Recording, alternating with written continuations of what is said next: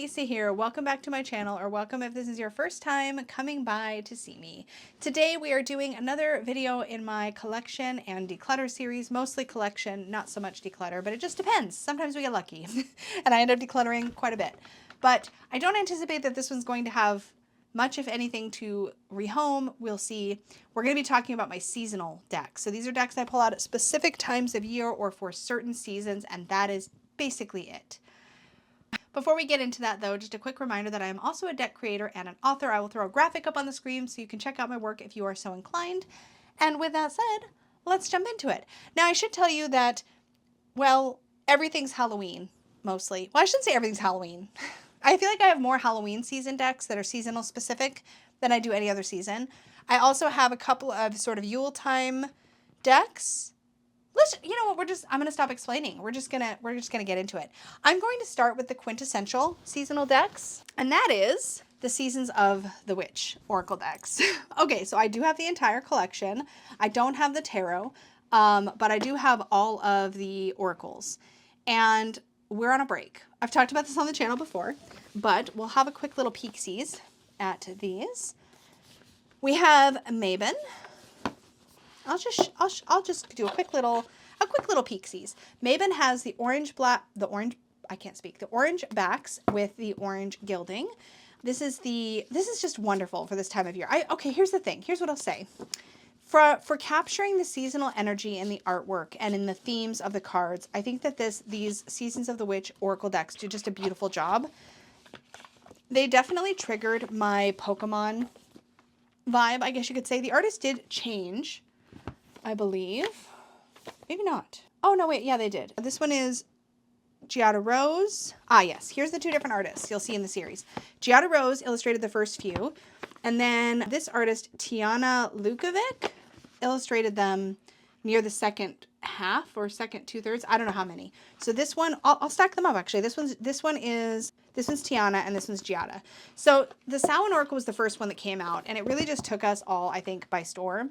One of the things that was really special about it, red for Samhain, was, I think, these like little poem-like messages on the cards. The art had this kind of ethereal, very Samhain-y, kind of spooky, but kind of like, I don't know, just sort of like, there was an eeriness that also felt very witchy and very magical to this artwork. And to the themes. There was something about these being almost like poetic, like little phrases that you weren't entirely sure what they meant, was kind of, I think, part of the charm. And then what happened was that started to shift, I think, just to make them a little easier to understand. But I feel like as it stands, this one and the Yule, which were the first two, I believe, both of which had Giada Rose, had more of that vibe of just being sort of poetic. Like this says, there in the circle of life tends to breathe death. One is not without the other, eternally bound by the essence of spirit. They felt like little poems, but they were poems you could kind of read meaning into. So Yule had the green backs and the green edges. So again, Giada Rose. Oh, did it change? I'm just going to see. Tiana, that one's a Giada. Tiana. Okay, so there's only three that are Giada Rose, and they are these three. The Samhain, Yule, and Beltane. So let's look at Beltane next and see if it retained that sort of poetry vibe. Now, the Beltane one has sort of a bee theme, and you have the golden backs and sides, and there's a lot of like honey and bees that show up throughout this.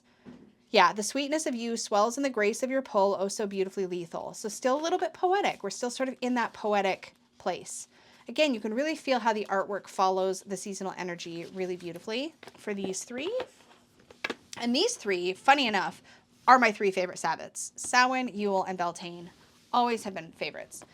But when you get into some of these others, so here's Imbolc. Imbolc has the blue with the blue edges.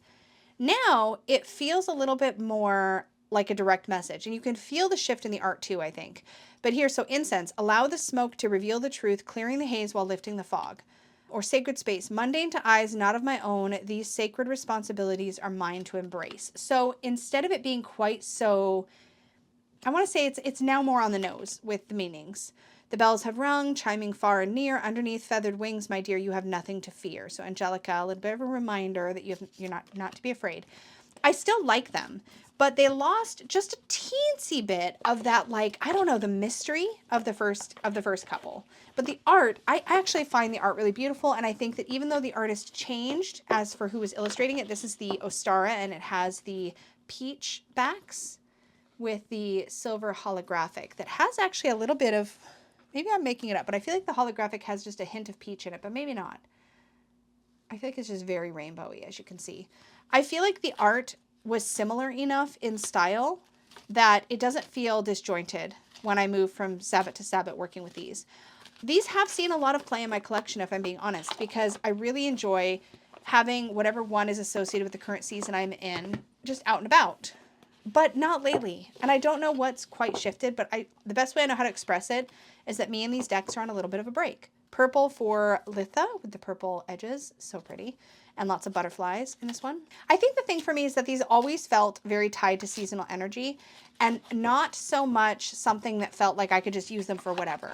And I think that's cool. It's cool for me to have a set of seasonal decks that I can work with in this way. The last one in this collection is the Llamas one, and this one has sunflowers, and it is green backs, green edges in this like really beautiful spring green color. They're all really lovely. I did a whole video where I tried to mix these, like pull cards from each one and kind of make a super deck that would like feel like the whole year so I could just work with it year round, but it didn't work out. Spoiler alert. It's an interesting video to watch me go through the process, I think, but yeah. What I love about these is just having them, I guess that sounds really weird, but it's kind of true. I like being able to just come and pull whichever one for whichever part of the season I'm in. I will probably work with the Yule one through the Yule season because it is nice to have something that feels like the season to pull in and match up with any of your decks. Like I know I can pull out the Samhain one and match it with any of my spooky season decks and it will work just beautifully. I don't, outside of Samhain and Yule though, really have seasonal specific. If I was going to consider, and I don't think I am, I think for collector's reasons, I'm going to keep the entire set. But if I were to consider what I would use the most, outside of thinking of that whole collecting or having a deck to work with for every part of the Wheel of the Year, it would be these two that I would keep because I have Samhain specific decks or spooky season specific decks I work with, and I have Yule specific or Christmas specific decks that I work with. And so having one to pair for each of those, I think would be really useful. But there's nowhere else in my practice really where I have very specific to I don't have like a Beltane Tarot that I work with. But there is some seasonal decks coming out by this creator. There's the winter one is out. So it's going to be 4 seasonal decks.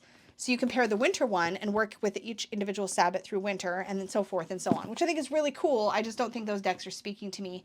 I'm going to put in parentheses yet, because I have really bitched about those decks because it looks beautiful. I wanted there to be just one, which is not realistic. And actually, I kind of like that they're seasonal ones, but I don't like that the word winter shows up on every card. And well, I'm not going to belabor the whole thing here all over again because I've already talked about it, but it is beautiful. And the idea of having a winter one that I could work with for the winter Sabbats, it is kind of appealing, but I don't know if I'd actually use it. And it might end up like these, because right now these just sit stacked up on a shelf for me to reach for if and when I want to work with a specific seasonal energy. And I love having them, but they don't get a lot of play. They really don't. So I'm trying to be realistic because if I was being really practical and keeping only what I use regularly, these would not stay, unfortunately. But thankfully, I have enough space that I get to keep these for now. But that's the boat I'm in, just to kind of clarify. All right, now I'm going to get into spooky season decks, and I'm also going to get into Yule decks, or wintry decks. I'm going to start with the wintry ones because there's only like 3. So let's start with those. We have, wait, is there only 2? There's only 2, so even easier.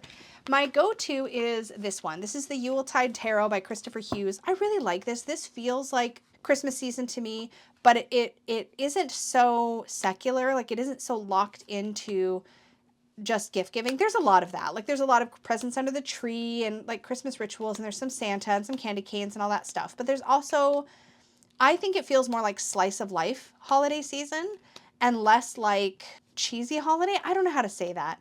I actually recently pulled this out for a tarot test drive with my Badass Unicorns, and we did that in November.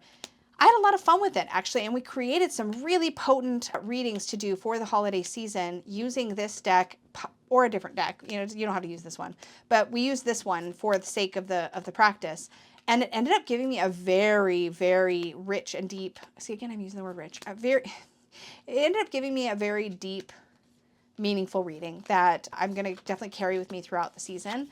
So I really love this, and it's my favorite of the Christmassy decks, I guess you could say, that I've ever seen.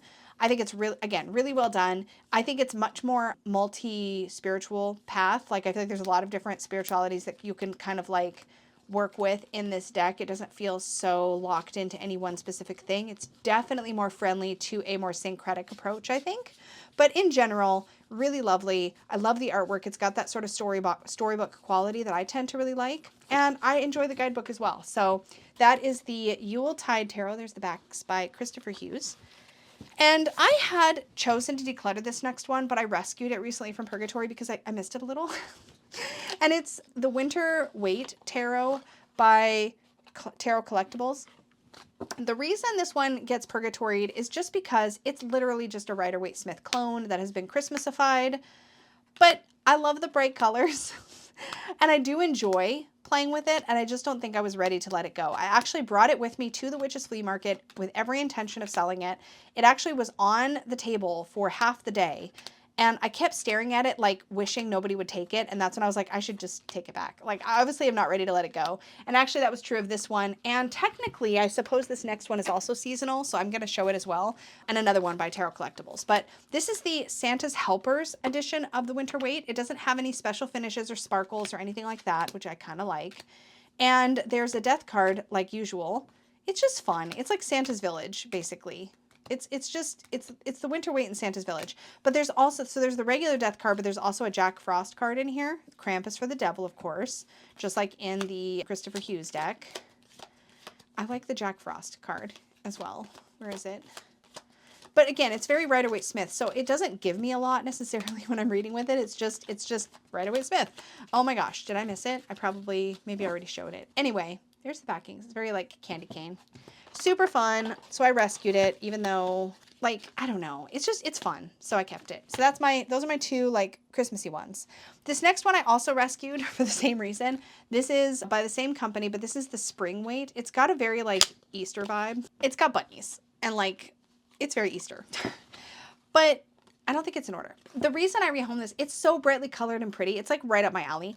But y'all, if you only knew, the holographic sparkles on here, I don't mind the gloss, but the holographic sparkles are so distracting under my studio lights. But like in real life, it's not so bad when I don't have my studio lights on here. Like, it probably looks great to you on camera, but in person to me with my lights reflecting, oh my God, it's so sparkly. And like, you'd think I'd love that, but it's just, it kind of keeps me from viewing the artwork sometimes. And it annoyed me when I first got it in, so I purgatoried it almost right away. But the reality is, if I pull it away from my studio lighting, if I just look at it with my real eyeballs, I don't know, you know what I mean? Like, if I look at it not under the camera, like not under the lights, actually it's really beautiful. And it doesn't, the blingy blings aren't as blingy. I don't know how to describe it. It's the angle. It's the angle when I'm showing it to you versus when I'm using it for myself. I don't know how else to say it, but like, look at the Three of Swords. Isn't that so pretty? Anyway, this devil just, if you're going to put people dripping in honey, please put it in the devil card, because, shudder. Especially with a giant bee. Oh my God. Anyway, this is very fun and very spring. And it's so freaking colorful. I can't. It's like eye bleedy, and I love it in the best way. So I rescued this one too, because I was like, I need it.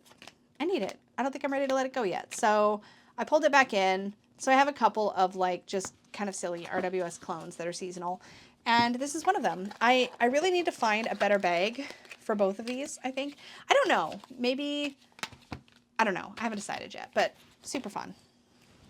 Now let's look at all my spooky season decks. And listen, if you've been watching me for a minute, you've probably seen all these, because a lot of these are tried and trues, but let's just get into it. For oracles, well, I'll show the oracles at the end. For tarot, we have the Bohemian Gothic, and this is the most recent edition. I am not a fan of these wooden boxes. I'm really not. I mean, they're cool, but they're not very practical. Like, they only open this far, and it drives me batty. If it opened all the way, I would feel very different. But they're just awkward to get the cards in and out of. But they also do keep the cards safe, so it's catch-22. I have the previous edition of the Bohemian Gothic in my purgatory because I sometimes flip-flop between the two editions. This one has the cold foil stamping, which I find sometimes distracting, but just like with this sparkly spring weight, it's distracting at the angle I view when I'm showing it to you on camera. it's not as distracting in real life under normal lighting conditions.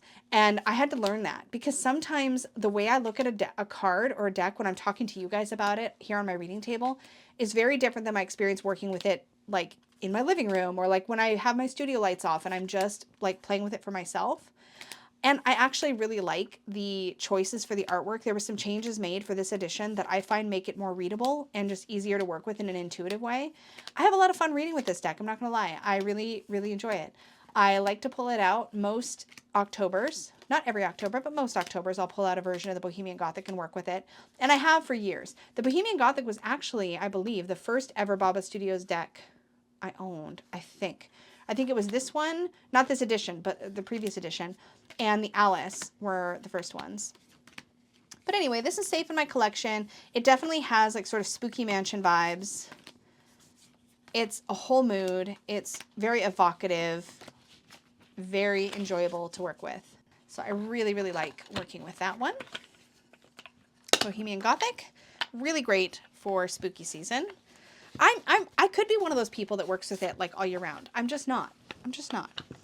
Okay, next up, speaking of, well, I don't know why I say speaking of. The whole thing is spooky season. But anyways, this is probably my favorite Halloween. Oh, there's two that are kind of tied.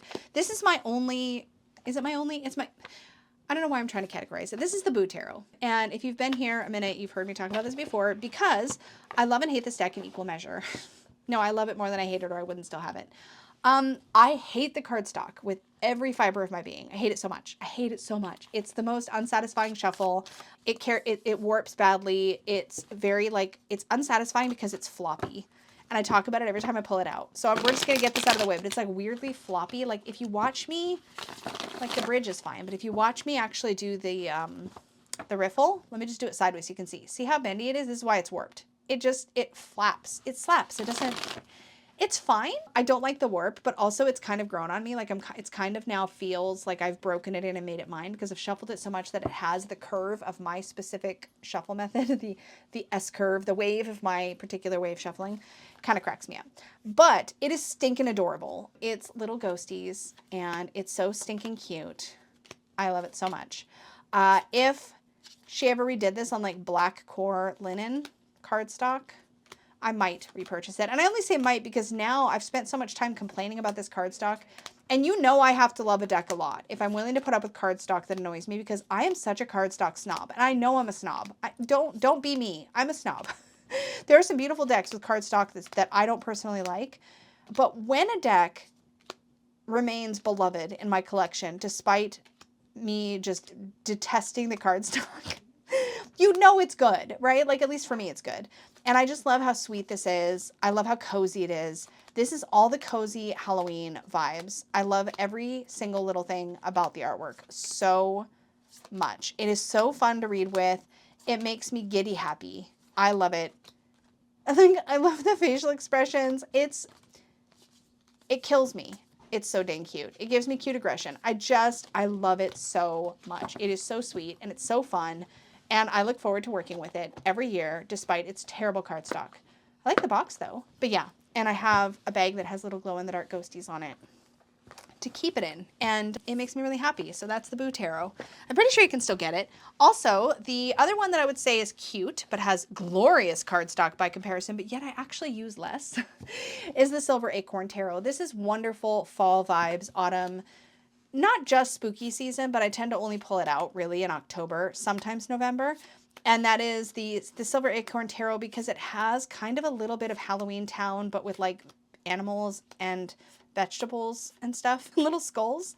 It's really cute. The cards are oversized. So for example, this is a standard tarot size card. You can see how much taller they are, but they are on casino quality cardstock, the exact same cardstock that I use for all of my decks, which means it's an absolute dream to shuffle despite its size. A little awkward, but you can side shuffle it. You can lengthwise shuffle it. I'll show you side shuffle in a minute. But it is, I love the illustrations. It's so whimsical. I do not regret buying this. It was pricey, I'm not gonna lie, because it is on the best cardstock you can buy. And it's not always easy to produce those, especially affordably, especially in small quantities. And I don't know if this is still available or if it's out of print, but if you can still get your hands on it, man, it is so gorgeous. And it's very much a Rider-Waite-Smith clone. I'll show you the side shuffle. If you have a good cardstock, you can totally do this with taller decks, but you just do it to the side. And even though it's kind of narrow compared to its length, it still works. This is really best accomplished only with a really high quality cardstock. It's really hard to do with anything that doesn't have that casino quality core in it, but oh, this is so beautiful. So yeah, that is the Silver Acorn, and I really enjoy it. It really should get more play than it does. I just end up using decks like that are more thematic, and then I forget about this during like the other fall months, but this would be a great September deck, a great November deck. I just don't think to use it, but it's very seasonal for me. Next up, we have a vampire deck. This is the Ian Daniels Tarot of Vampires. We did a whole comprehensive deck study with this in my deck study club that I do with my Unicorn fan members. I believe this deck is now out of print. The guidebook has a lot going on. Mine is super marked up, and I love that about it. I also edged mine in a red color to match. And Peggy found us the fabric for this. Is actually the one that I've got a different deck in, but I love this one with the roses and the skulls. I think it's so perfect, so I keep it in there. But oh my gosh, it is like 90s vampires. It's fabulous. I love it so much. I don't use it a ton, but for a vampire deck, this ticks all the boxes for me, and I think it's fabulous. So that is the Ian Daniels Tarot of Vampires. There are other vampire decks you can get, so this isn't the only one, but it's a lot of fun. So that is the Tarot of Vampires. This next one is, oh my gosh, it is so much fun to read with. I almost didn't read with it during my monthly member readings in October this year. And then I pulled them out, and it's so fun. Plus, I have the best bag match of all time for this. This is the Trick or Treat Tarot by Barbara Moore. It's so fun because of all the pop culture references. It's like, because everybody's in costumes, you get all of these extra layers of meaning you can play with. Like, what is that? The swamp, the creature from the something lagoon, Black Lagoon? I forget. We have the Munsters. You know, you have all these recognizable pop figure Frankenstein because of the costumes. You get like a Elsa Frozen vibe here, kind of. Come on. There's like some Dr. Seuss stuff, and it's all costumes. It just lets you have all of these fun layers. And I'm not great with pop culture stuff. There's references in here I'm sure I wouldn't recognize, but come on, we know who that is, right? And it's just, gosh, it's the best. It's the best. It does a really good job of illustrating the meaning of the cards, but in this really fun and playful and so like secular Halloween kind of way. It is absolutely a blast to read with. This would be the quintessential tarot deck to work with if you were reading tarot at like Halloween parties. I just feel like it would be so perfect for that. And I adore everything about it. It is so much fun. You can also tell, I think you can tell, that Barbara Moore had a lot of fun putting it together. So that is the Trick or Treat Tarot. And I love it. You can tell mine has gotten a good amount of shuffles. We've got a good bow in there. And then we've got oracles. Oh no, we don't have oracles. We have one more tarot, and then we have oracles. Oh my goodness. Okay, so this is our segue, because this has a tarot and an oracle in the bag. This is my zombie tarot. You know, I love this. It's not for everybody. There's some macabre in here, but it's also hilarious and really clever. And I've talked about it every single freaking year. I talk about it in every collection. As you can tell, all of these decks are very safe in my collection right now, because they're just fabulous. They're all fabulous. I love them so much. But because I have so many great decks for spooky season, nothing really gets added in this category, because it would be competing with all these decks that I have such strong relationships with. Anyway, Zombie Tarot is so fun. I also, I think it was in October. Yeah, I'm pretty sure it was in October. I actually, with my Badass Unicorns, we played a solo role-playing game called Xylite, which is a zombie survival game that involves using cards, and we used this, and it was a blast. So, but regardless, it's a really, really fun deck. I think there's more than meets the eye here for sure. It's fun, but I don't really like gory things. This feels like over-the-top hilarious kind of gory, and I love it so much. Okay, and then this is the Zombie Oracle by Orshi.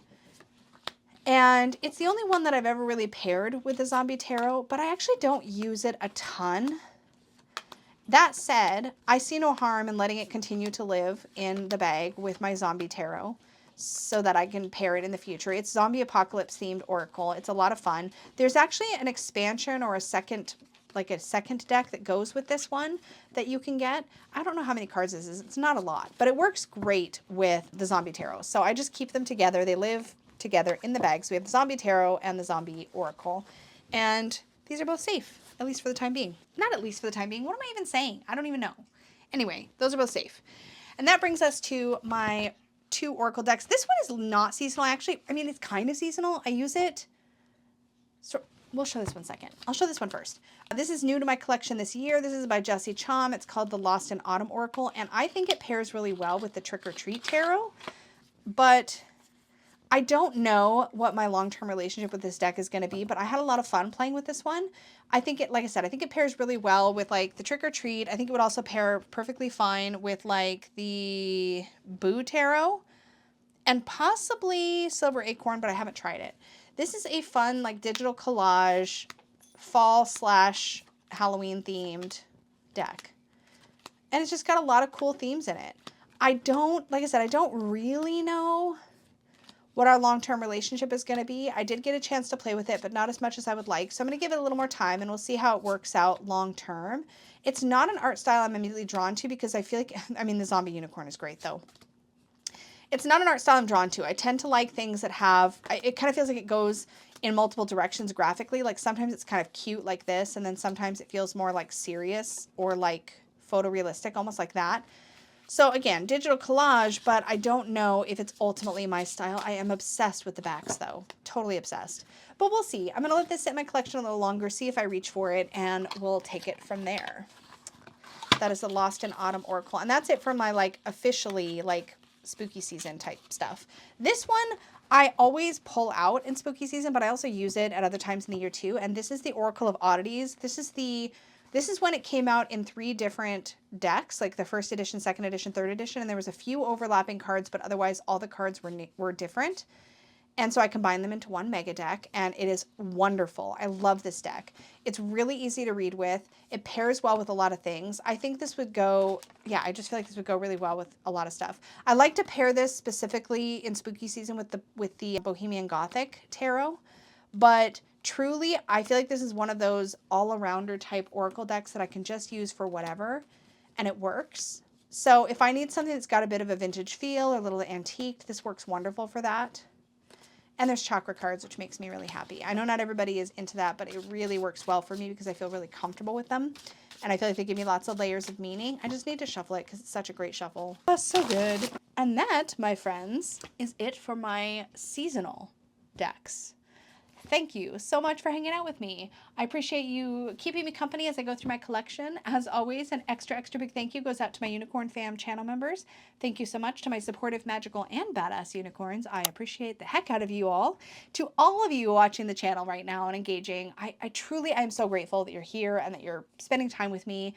I know that we all have busy lives, and the fact that you choose to spend any of your precious, precious time here on my channel makes me really happy and feel really good. So thank you so much. And I guess that's it. Don't forget to do all the YouTube-y things like liking, commenting, subscribing, apparently now hyping. I'm so excited to see if that does anything. I don't know. Some of y'all have told me that if you hype it, there's like a number that goes up, but I don't know what the number means. It's part of the mystery of the algorithm, I suppose. But thank you so much for all the ways you engage with my content and that you hang out and participate with me. I appreciate it more than you know. But that's enough of me babbling for now. Thank you for hanging out with me, and until next time, may your magic always shine from the inside out. Bye.